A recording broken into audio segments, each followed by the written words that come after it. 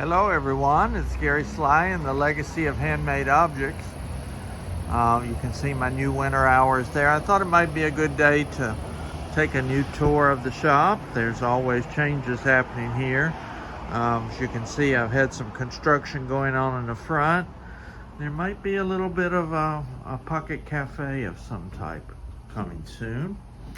And my loom is gone from the front porch, and we're getting ready for the big scarecrow build, which is one of our very popular events here in downtown.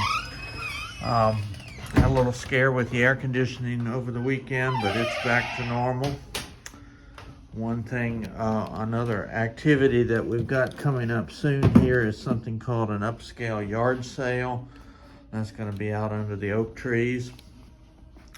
I just kind of wander around a little bit. I don't think there's anything much new here in the front area. A little bit of clutter, I think, kind of goes with my style. I always love showing people the counter that my friend Margaret Everson did. As always, I have my newer cross-stitch patterns here in the front hallway, and I do try to kind of keep up with what's happening new. I had a lovely note today from my friend who designs for Mandidonia. She's going to be visiting in October, and we're going to have a little trunk show, so we'll see some things from her, and I think also from Romy's Creations when they're here in October. But this is always a good place to stop when you come in and just kind of see what's new from the various designers. Even newer than that, when I get stuff in and I have groups coming in, I pretty much always put the brand new stuff out on the table. So there's Heart and Hand, there's some Cottage Garden, and a good bit of Stacy Nash here on the front table. There's my quilt. I'm past the halfway point on that, so that's getting some activity. As you know, this front room is multi-purpose. It's where my groups meet. It's where we have classes for the most part. I think I've shared before that this room is also going to become a gallery. So I've been working a little bit on this big wall on the side. And then, of course, La Ti Da tees. They're custom tees here in this shop. So that's a lot of fun as well. Hello. Good morning. Thought I was going to get through the tour without anybody coming in, but I had an early customer, so I'm back now. A lot of what I have in the second room is related to cross stitch. Tons and tons of fabric here. These on the racks are the smaller counts. I have 46 all the way down to 28 on these. New for me here in the shop is Classic Color Works. So I've got a nice collection of that here. And also new for me is I'm building up my pearl cotton collection. I didn't have a really good wall to put that on, so I'm working to fill that in now. And then of course I'll be getting a full range of colors. I always have Mary Kay Breitenbach's aprons and plastic bag holders that she makes, and of course try to keep our DMC threads up to date. Everett Israel continues to churn out beautiful woodcraft, and so we see his collection here. One thing I've done a little different is I decided to put the larger counts from 10 and 11 and 14 all the way up to 22 out on tables. I found that's a little easier for people to see and pick up. And then of course I have all sorts of remnants and good deals on that. Over here on the wall is my Weeks Dye Works collection, which is probably the most popular of my hand dyed works. I love my garden room. I've bragged about this in past. We've got a nice fused glass class coming up next Saturday, and they've got some of their work here. Everything on this bottom table are things that they're going to make in that class. So if it is something you're interested in, we're hoping to do another installment of that class in January. Susan Cosette, master spinner, dyer, felter. Always have some beautiful stuff from her, and as the weather begins to cool a little bit, her stuff becomes much more popular. Look at that wonderful floppy hat up there at the top of her collection.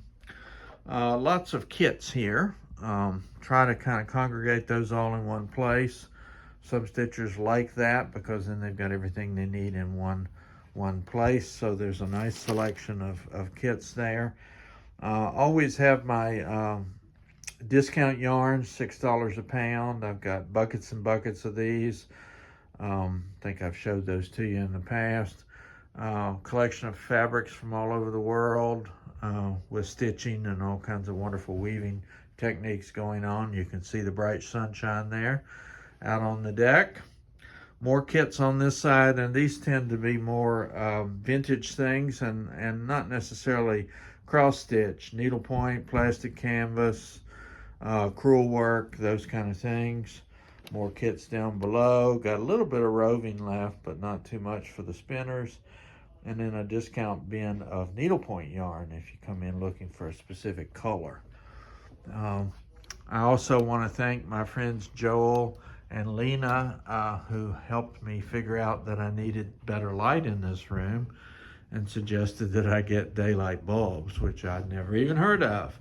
But that's what happens when you have younger folks come in who keep up with such things. Third room, mostly yarn, but there are other products here. My assistant Michelle has a lot of beautiful bags that she makes. Beth Caulfield runs this section for the most part and kind of keeps the yarn in place. Beth also makes a wonderful variety of stitched items that you can see here. Amigurumi has become pretty popular, and I've got a nice line of this aloe yarn that comes from Circulo. Try to keep up with notions and needles and things like that the knitters and crocheters are going to need. Over on this side, Clarice Fettenberg has some felted items, and she does some wonderful things with handmade paper. And then Anita Berry over here on this side is a master tatter and has some stuff made with leather. Now have kind of a quilt corner. I don't try to be a quilt shop because there's a lot of those around, but I do have some handmade quilts, including a wonderful pair of crazy quilts, one from the 19th century. I am planning a big kind of crazy quilt day in April of next year where people will come together and learn some more about crazy quilts. Still have a nice selection of Krynic braid if you need that for anything. I also will point out that I have a nice collection. It's limited, but a nice collection of Nora Corbett, Told in the Garden, some of those lace, linen and lace, vintage patterns there. So those are kind of fun to look at if you're here. I do keep a full collection of newer needlepoint yarns from Colonial Needleworks up in New York for the needlepointers who like to use wool. This closet is kind of a grab bag of counted stitched stamped cross stitch. There's some applique. There's a bunch of kits in there. This table over here has stitchables, towels, pot holders, eyeglass cases, pillows, and cloth, all kinds of things that you can put your cross stitch designs on. This wonderful little chair here in the corner that's for sale that I picked up in an estate recently. I do have about 6,000 vintage patterns in the back, and I usually put these out by category so you can see Christmas, Stitcher's Choice, Seaside, Country Home and Friends. A lot of ideas back here. A lot of time people come back here and say, oh, I remember this from back in the day. There's dogs and cats. History and Travel is one of my favorites. Religious, there's a whole bin of samplers here. I have minis, angels, another Christmas bin, all sorts of stuff there. This is a rug hooking frame, a handmade rug hooking frame, and some items that go along with that. I mentioned that I've got a fused glass class coming up, so I've got some implements that the folks who do fused glass will be using. Look at that stunning pine needle basket there in the back. I did bring in a collection of nice scissors. These are pet urns, handmade. They're also something that one could use for other things. It'd be a nice little container for like tea bags or something like that. Those are cute. Always have some assortment of things that are here for the for the weavers. And then my friend Kenzie, who crochets, just recently brought in some handmade things. She's got some yarn bowls there. Look at these fun little planters that are crocheted that Kenzie makes. More weaving stuff down below, more kits. This is the kind of place where if you come in and dig around a little bit, you're likely to find all sorts of little hidden treasures that you didn't know about. The hallway becomes kind of a moving collection of items. There's a lot of small kits out here. There's more amigurumi, a lot of implements. There's some punch needle things, thimbles, more patterns. I have a collection of books here that are all $2 a piece. And then more stuff here. There's some of those wonderful little wooden ornaments that come from Canadian stitchery, tatters, shuttles, just about anything fiber related. I try to have it available. Lots of Mill Hill kits. Some of these are this year, some of these are from past collections. Do carry also a nice collection of needles for all different kinds of stitching work. I prefer John James, but I usually have other varieties as well. Silk painting items here, more quilts, lots of frames and scrolls and things like that. Do have a few painted needlepoint canvases. There's a cute Christmas one that I recently got in, and there's the rest of the painted canvases that I have. I don't carry a whole lot of those because they tend to be pretty expensive, but sometimes people can find something that will work for them there. The final room here is my framing studio. I will mention that I do frame. I also find this to be the room that is always the least organized. Behind the counter is pretty bad, but this one is probably even worse.